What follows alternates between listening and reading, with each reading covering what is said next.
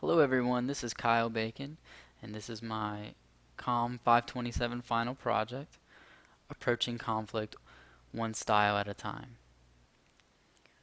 A little bit of a background on what conflict is. As humans, we experience conflict on a daily basis. Conflict is a large part of human interaction and can take many forms. Uh, how each individual reacts as well as manages conflict can differ. It can be based on their personality, position of power, and even culture. While there are many definitions of conflict, the one from Fogel, Poole, and Stutman define conflict as the interaction of interdependent people who perceive incompatibility and the possibility of interference from others as a result of this incompatibility.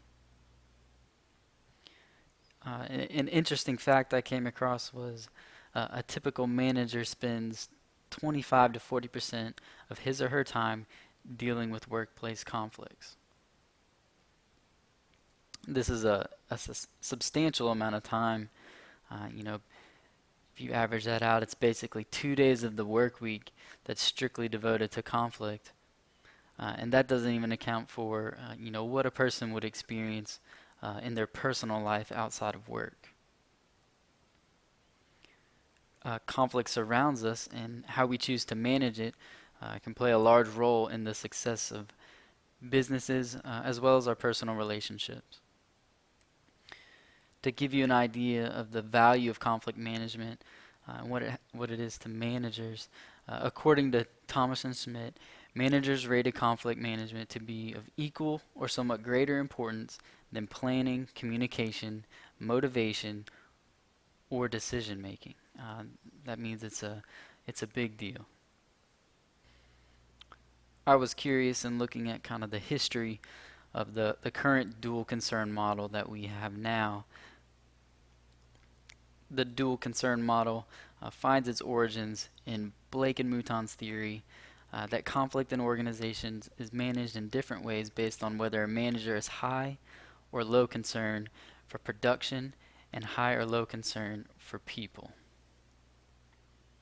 Their managerial grid identified 5 general categories into which people typically fall. Those categories being impoverished, produce or parish, middle of the road, team leader, and country club. Additional research by Thomas extended this model by proposing that a party's desire to satisfy his or her own concerns or the level of assertiveness, as well as the desire to satisfy the other's concerns, the level of cooperation, will determine the behaviors used to pursue those concerns. Even further research by Pruitt and Rubin, 1986, predicts conflict behavior based on whether a person has a high or low concern for one's own outcomes and a high or low concern for the other person's outcomes. And this is what we've come to know through the dual concern model. While the current conflict management styles are still distinguished by the 2 dimensions of assertiveness and cooperation, there has since been further research that has provided 4 additional characteristics. These 4 additional characteristics are defined as disclosiveness, empowerment, activity, and flexibility. Disclosiveness is the degree to which a conflict style discloses information to the other party, while empowerment is based on the degree of power or control given to another party. Activity represents the degree of involvement with conflict issues, and flexibility indicates the willingness both parties are in working out the conflict, or of course not at all. These 6 dimensions help clarify the differences among the conflict styles and distinguish different variants of the style. The first of the 5 core styles is avoiding. The avoiding style is marked by being uncooperative and unassertive. Basically, the party simply withdraws and refuses to deal with the conflict. Parties who adopt this style may seem apathetic, isolated, or even evasive. Diving into the variations, protecting is the first variation of the avoiding style. This variation is used when the party wants to avoid conflicts at all costs. This variation deals heavily with denial and is very low in activeness, flexibility, and disclosiveness. Another variation is withdrawing. This variation is not as rigid as protecting. Instead of completely ignoring the conflict, parties work to keep issues off the table, but they are somewhat more flexible than in the protecting style. Withdrawing is the happy medium of the avoiding style. However, this variation can make the withdrawing party seem weak and vulnerable. The third and last variation of the avoiding style is smoothing. This variation focuses on the commonalities between the parties and tries to downplay the differences. Smoothers accentuate the positive and emphasize maintaining good relationships.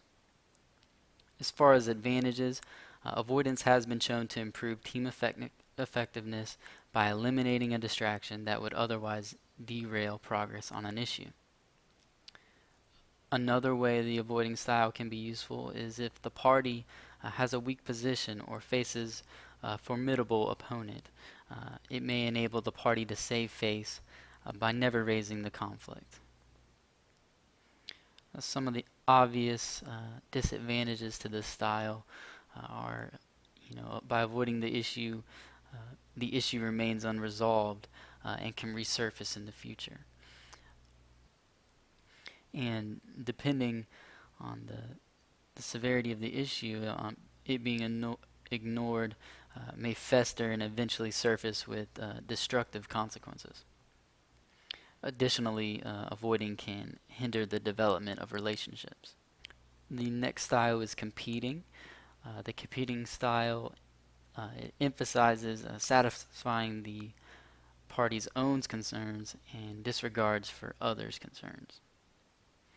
It is uncooperative and assertive, and the flexibility is generally low. Also known as dominating, this style is the most confrontational and is likely to create conflict among employees in personal relationships. There are two variations of the competing style. The first is forcing. This variation is all about power and the competitor's interest over the other's interest. It's very low in flexibility as well as disclosiveness. The goal of forcing is for the other party to deal with the issue on the competitor's terms with little to no regard for what the other party wants. The other variation of the competing style is contending. This basically the competing party still wants their own goals to be met, but is more flexible and open to discussion and wants to maintain relationships. Competing is good, when a solution needs to be found quickly. It's appropriate when achieving an agreement through other means seems unlikely.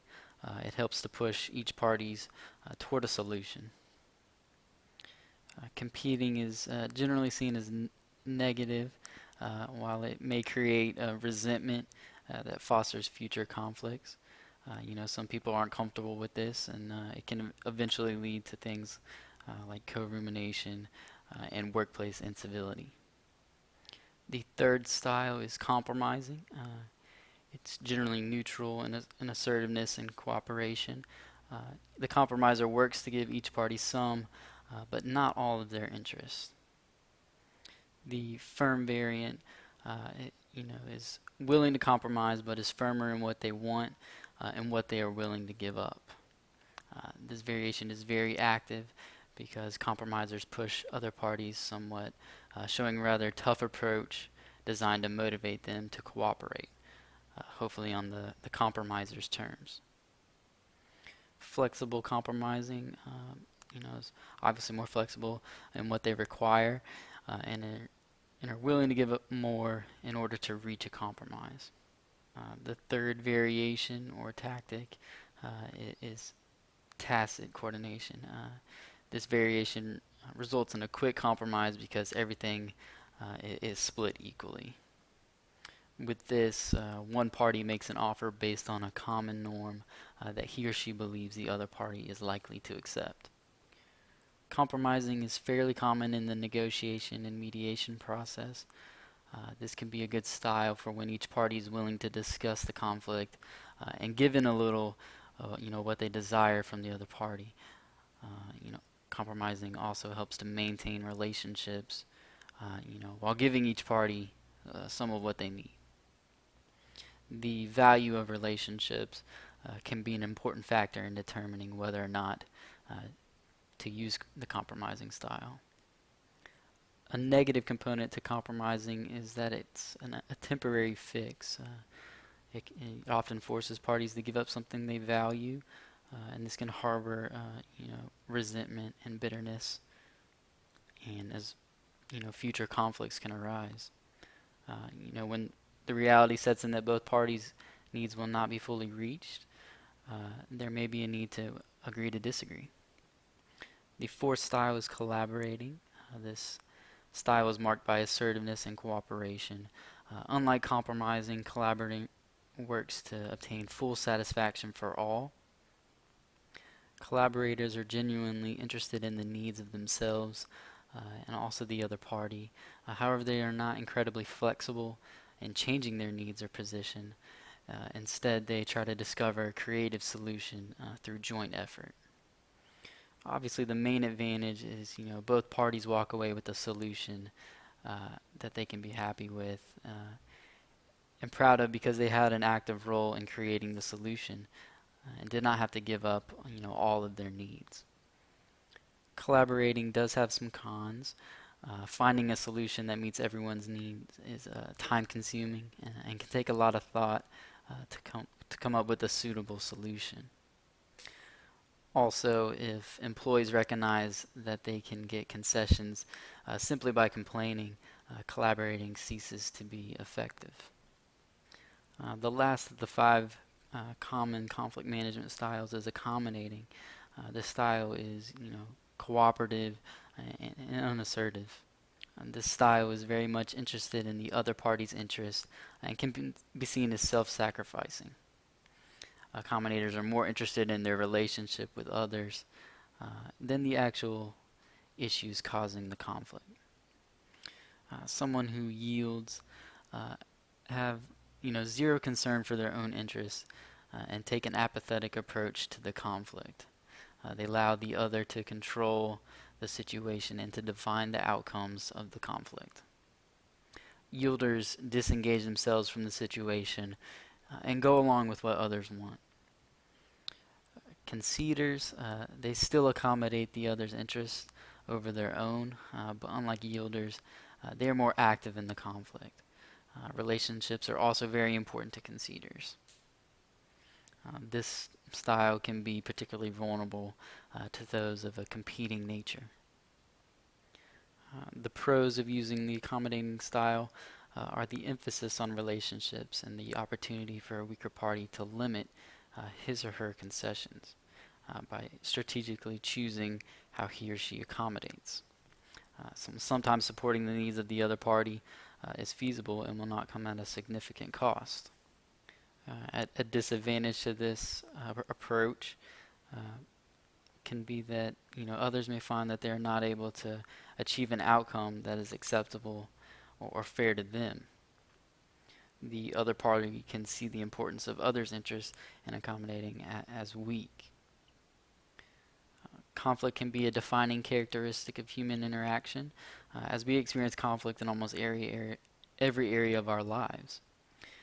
It is important to remember that every individual will react differently to conflict, and will also choose to resolve conflict in a different manner related to their own personalities, position of power, and even culture.